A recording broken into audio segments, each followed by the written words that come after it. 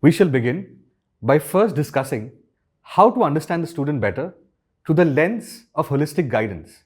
To ensure that career guidance is provided considering all aspects of the student, let's think about the different areas that we need to consider as career guides to be able to help them better. Let me ask you a few questions to help you think through this. Where do they come from? What is the family structure like? Who are the decision makers in their family? Let's say, for example, a student coming from a rural area has a family structure where both parents are working and also may have additional family members that play an important role in all the major decisions that the family takes as a whole. Now, getting this information from students would be rather easy given that all of you are working with the students on a day-to-day basis. As teachers and career guides, it's rather simple to figure out where your students come from because usually your students would be coming from a local nearby vicinity. So, in all likelihood, you would probably have a better understanding of what that location is all about. What are the different work opportunities there? The kind of educational opportunities as well. What is their academic progress like? What subjects do they really enjoy studying? What are the subjects that they try and avoid on a regular basis? Knowing this would help you understand what are the types of areas that the student can pursue in the long term. And then understanding the interests as well. What are the ways in which they enjoy spending their free time? What are those interests that they like to spend more time with? What are the things that they have honed over a long period of time and have gained certain levels of mastery on it? There are some skill sets to be learned from them as well. And I'm sure you have seen that the students who are more engaged in co-curricular activities and have defined interests have been able to figure out themselves much earlier than the students who haven't. So in summary, it is important to create a student profile that includes their family background, their academic interests, their academic progress reports, and those interest areas in which they spend their free time in. This, in some sense, would help you create a holistic picture of who the child is, and thereby help students plan their future in a far more effective manner. It has been observed that the most effective guidance system that includes mentorship and coaching requires far more regularized conversations between counselors and students themselves. Now, you as a career guide would get more time to understand a student better if you just be open to having more conversations with them. This would also help you build up a structure for them in which they could become self-regulating adults. The most self-aware students are those who are better prepared to make life decisions. The UNICEF's life skill framework states that self-awareness is a key life skill to be able to help students realize their full potential. There is an increasing focus to develop life skills in Indian students so that they become key contributors to society at large. In addition to academic, vocational, and technical skills, life skills become an imperative part in helping students become contributing members to society. It also helps them prepare for increasingly diverse societal structures and vulnerable job markets as well. A good way to begin career counseling interventions is by first collecting all the information of the student.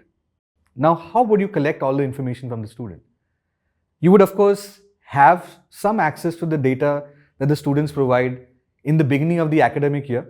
But in addition to that, it is always a good idea to ensure that all the information about the student is collected in one place. Documenting them in a structured manner is extremely effective in ensuring that you are able to analyze the student information to be able to structure out your conversations with the student better. You can do this by creating forms that the students can fill on their own.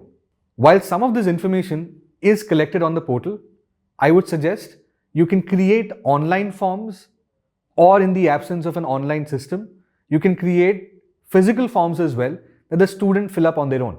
Please do ensure that the data you collect from students is maintained in confidence and students are explained very clearly how to fill up the form so that all the information that you've collected is correct the first time that you do it. Of course, reiterations, corrections do add on to the time that you would take to ensure that this activity is done in a seamless manner. So in this, We can aim to gather students' personal information, their family background, their family income. Now, in that, there are some times that students are not always aware of what their family income is.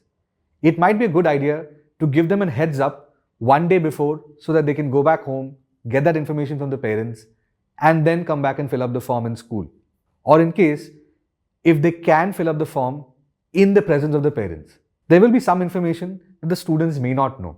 So when talking about the family income, why are we discussing this? Essentially, the family income is a good indicator of how much of risk can the family take, how soon does a student need to earn to financially support the family, and what kind of educational courses, what locations can the student travel to be able to ensure that they pursue the pathway of their choice. There might be times where a student will have to travel to a different location where lodging and food become additional expenses. So it is important to get this information from the student so that you are able to provide the right kind of guidance to them.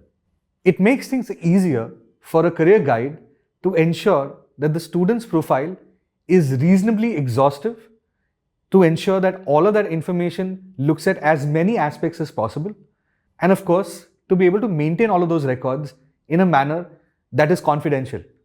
Students should not have access to each other's profiles at all. Confidentiality is a core ethical tenet for all career guides. Unless there is an absolute need to share a student's profile with another colleague or another career guide, it would be best to ensure that there is one person responsible for all of the collected data.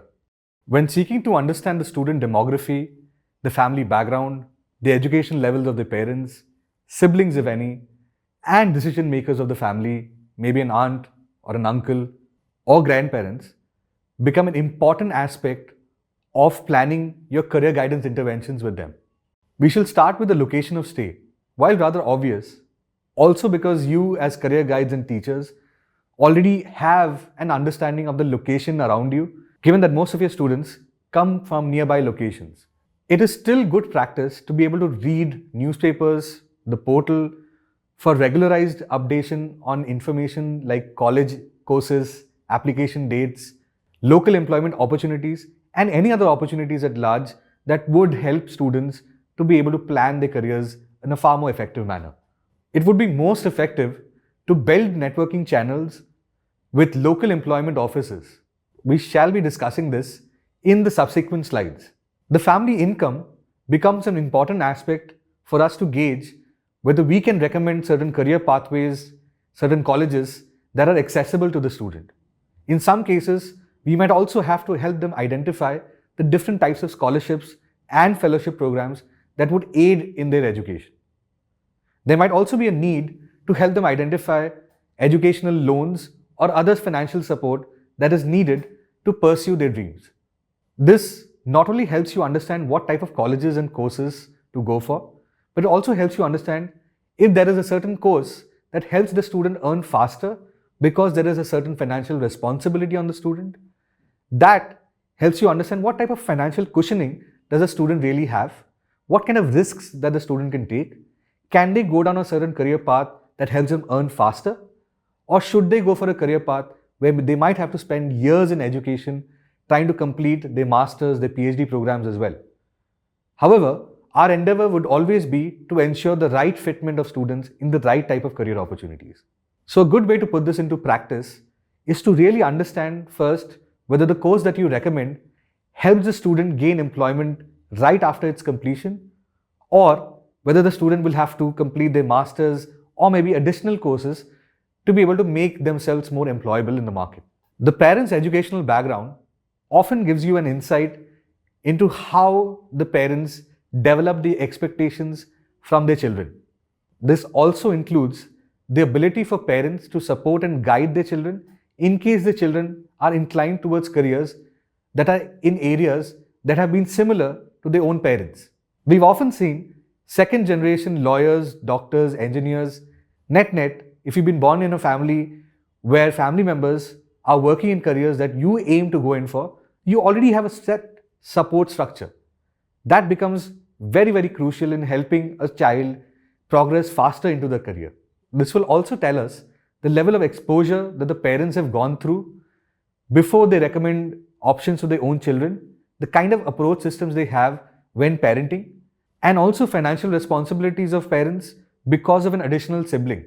Sometimes the sibling could also be a working member that might ease certain financial responsibilities from each child.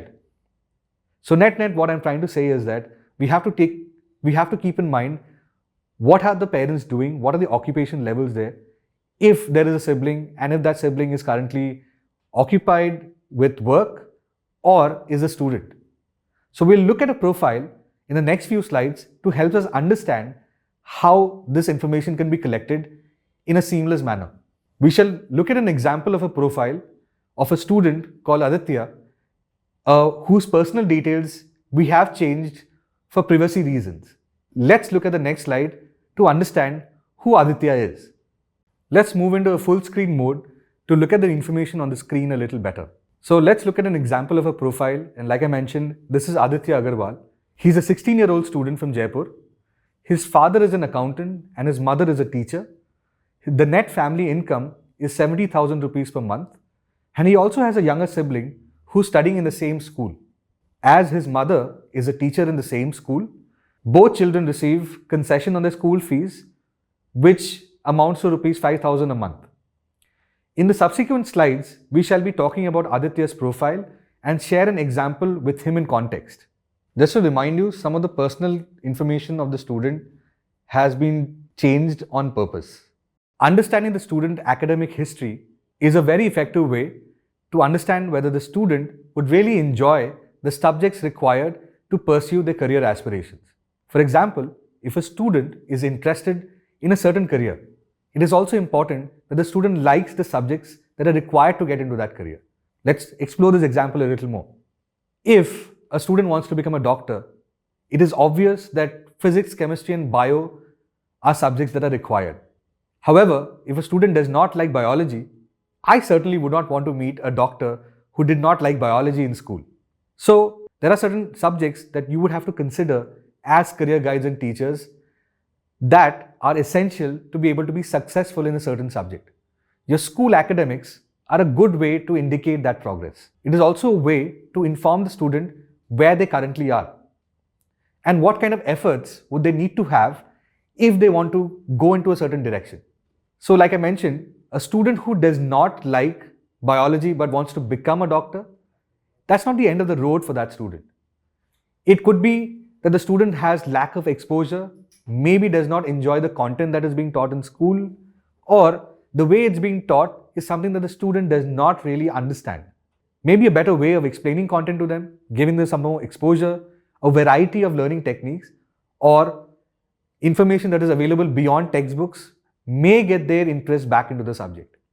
However, if a student dislikes a certain subject and that subject is a prerequisite to follow that career, it is something that the student will have to work towards. If you don't see those linkages happen, it becomes extremely difficult for someone to succeed in an area that they don't really enjoy. We have seen this time and time again. Let's avoid situations where students do not enjoy what they're learning, but let's help them focus and understand how they could enjoy their journey in school and thereby make and solidify their career aspirations in the future.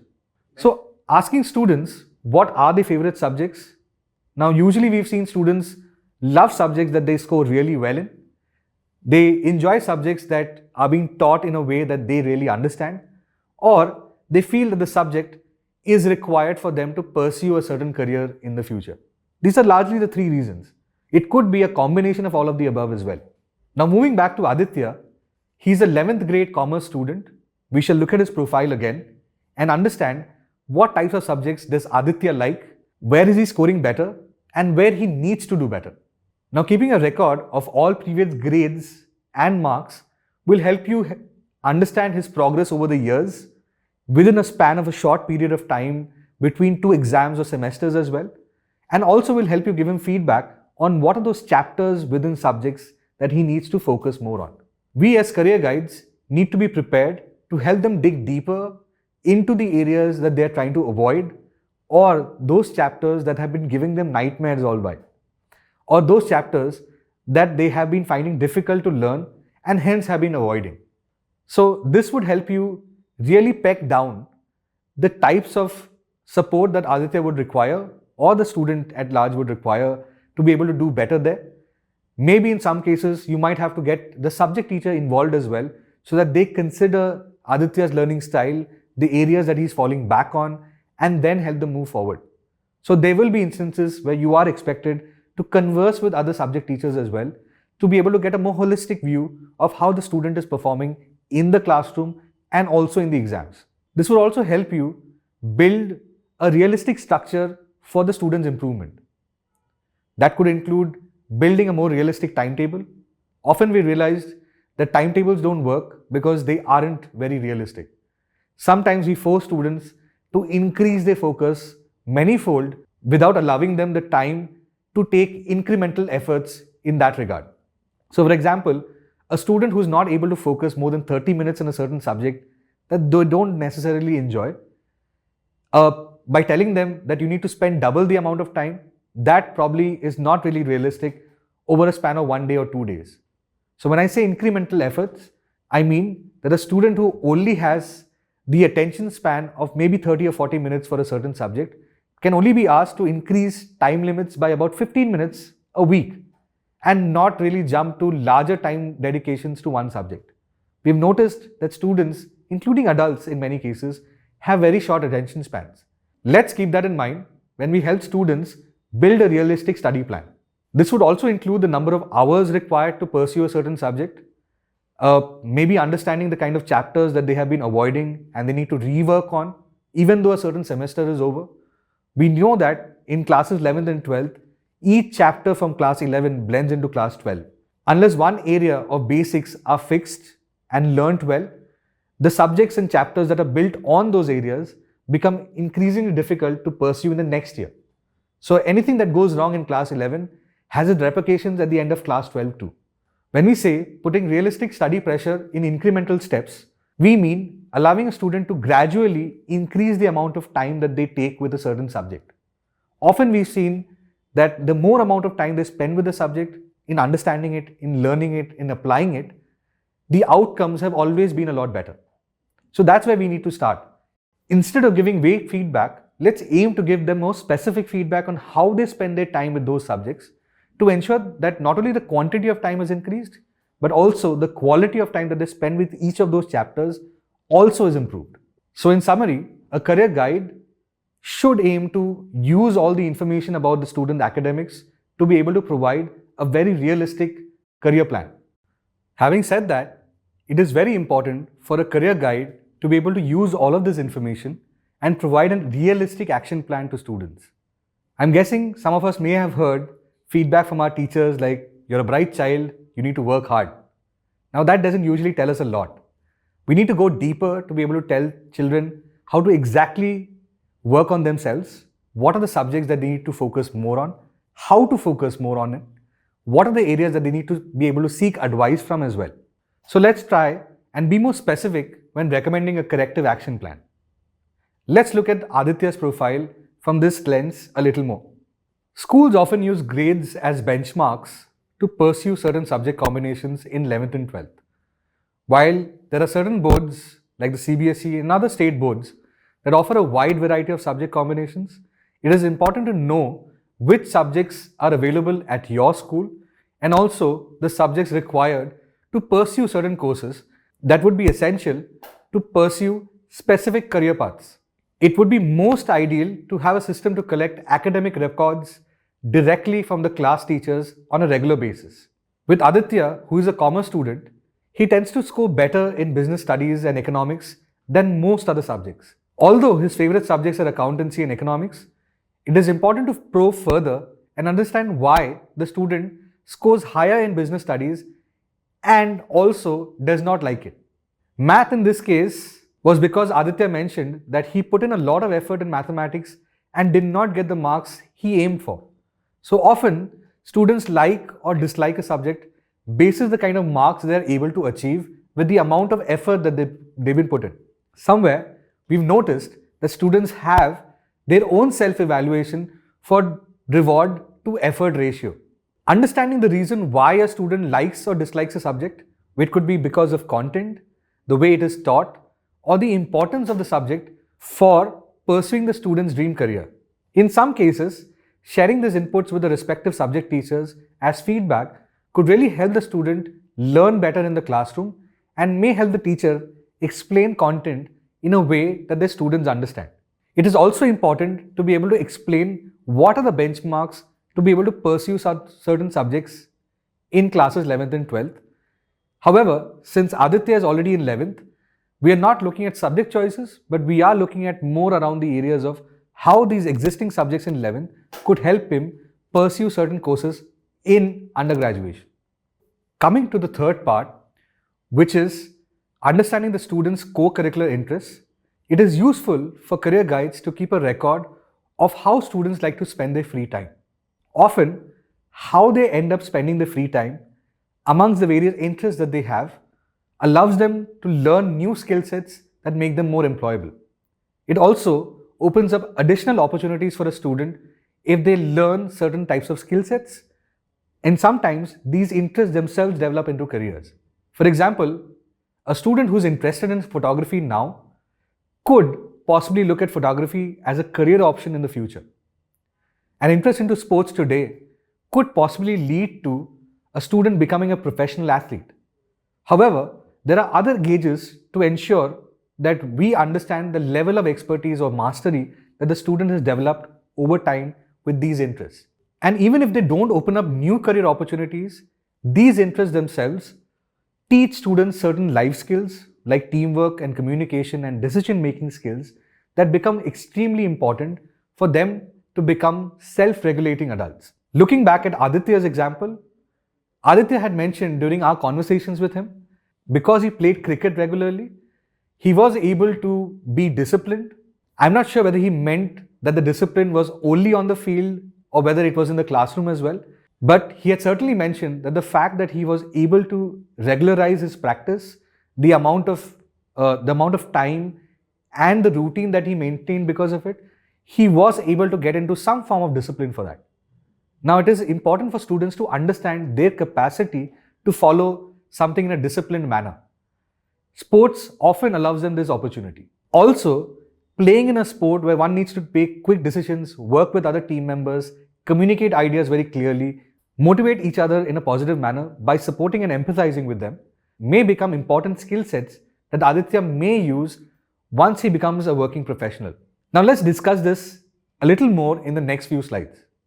An additional note on understanding the student's interest: it is not enough to only collate a list of the interests that the student has, but also to understand the time and effort they like to spend behind it.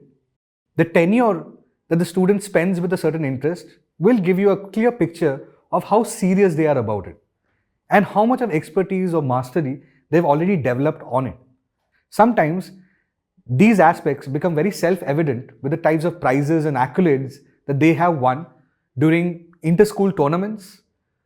In case of Aditya, which was the kind of inter-school CBSE tournaments that he was part of for cricket, the fact that he represented his district in Alwar to be able to do this better. We will of course discuss that in the next slide. And also in terms of the daily routine, what is a viable amount of time for a student to spend with an interest given that they already have certain academic pressures on them? So that in turn will of course affect the amount of time the student has to be able to prepare for exams and other responsibilities that they might have to take on. Here also the family finances become a very important aspect. In case of Aditya, we did find out that while he did spend a certain amount of time preparing and practicing for cricket, he himself had mentioned that it would not be viable for him to pursue it in the long term because the cost of coaching and nutrition are too expensive for his family to take care of. Now, like Aditya's, many Indian families hesitate to support their children in pursuing certain career interests. For example, in this case is sports. This is often because it has a very limited scope in number of opportunities that it can provide to everybody who wants to pursue it. Now, it is also important to look at how exceptionally gifted the student is in that area of interest. If you see that they're able to perform at the highest levels of competitions possible, it is a good indicator that they might be able to do well in the long term. However, it is important for us as career guides to give a realistic picture to parents to understand the viability of the kind of support that they will provide and also the kind of opportunities that the student is guaranteed to get from that type of support. When we compare with certain developed nations, we've noticed that there are certain countries that invest a lot in being able to support their professional athletes. Now, these kind of support systems are not equally available everywhere. We have to admit that we are in a country where there's a large student population, and because of the large population and limited resources, we're not able to support every student to the fullest of their potential in these kind of interest areas. So often, students tend to wane away from these type of interests because that it doesn't seem like a sustainable option for them. However, there would be certain times that you would want to see if a student with the right kind of support could make a professional career out of an interest that they already have. But of course, there is a risk to this choice, and this risk has to be explained very clearly to both the student and the parent so that they're able to make contingencies around those risks. Meaning, can they prepare a plan B? Can they have a graduation degree regardless of what type of interest area they're going for?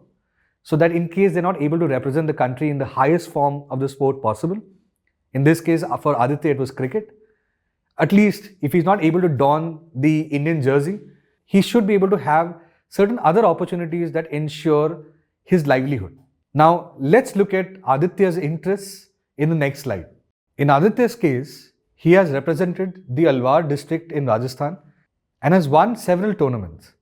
While these records are impressive, it is important to note that there are several children across India who have as impressive accomplishments.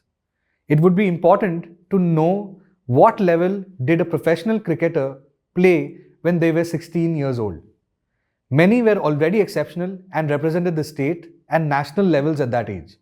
Given that there are scores of students who compete for the coveted national team jersey, a very small fraction of them are able to make it. It is important to reiterate these risks to students who want to pursue them seriously. For Aditya, he said that he would be happy to play cricket as long as he can, but may not pursue it as a career. This is as he knows that his parents cannot afford the costs of coaching and the subsequent financial risks of not being able to provide for his family if he fails to become a professional cricketer.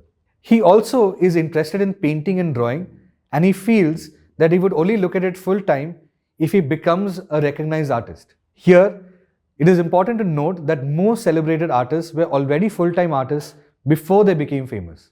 However, there is no telling how this might play out for him.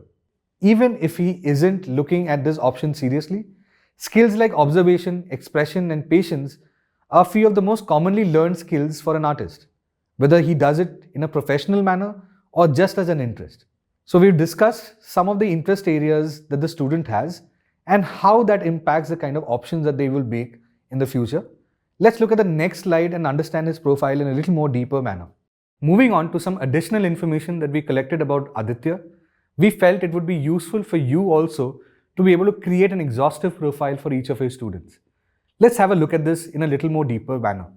Aditya goes on to state that he wants to become a successful businessman. It would be good to probe further as to why. When asked, he simply said that it's more cool to be your own boss. While it's a candid response, we may need to probe further to understand whether he has put in any thought to the type of business he wants to start for himself. Has he figured it out? Unfortunately, Aditya mentioned that he didn't, but that's also okay. Because for more specific entrepreneurial endeavors, it would be best to gain subject knowledge best suited for that domain. For example, to start an accounting firm, it's best to have good knowledge and application of accountancy. CA was a career option that his parents wanted him to take because he liked accountancy in 11th. He states that he also has trouble expressing himself. In this case, he did mention that it was specifically when speaking with his parents. It is important to keep a note of this and encourage parents to have a healthier and more open conversation with their children as they grow older. Often better communication channels enable a feeling of trust and reduce chances of misunderstandings between parents and children. For Aditya, he wanted to study in Bombay and Bangalore as he wanted to get out of his hometown and realized that not many colleges in his city of Jaipur offered the type of combinations that he was looking for. His parents wanted him to stay back in Jaipur and were not open to the idea of letting him go beyond the city. His first choice, of course, was BCom, but during the course of the counseling, he was recommended to look at a bachelor's in business administration and possibly with a specialization in sports management, given that his interest was in sports. Now, such a combination was not available in Jaipur, which is why Aditya thought it would be best to look out. And of course, we all know that children at that age are often seeking freedom, not because they don't like their parents, but often because they want to go and try out new things and they want to be able to learn from those new experiences.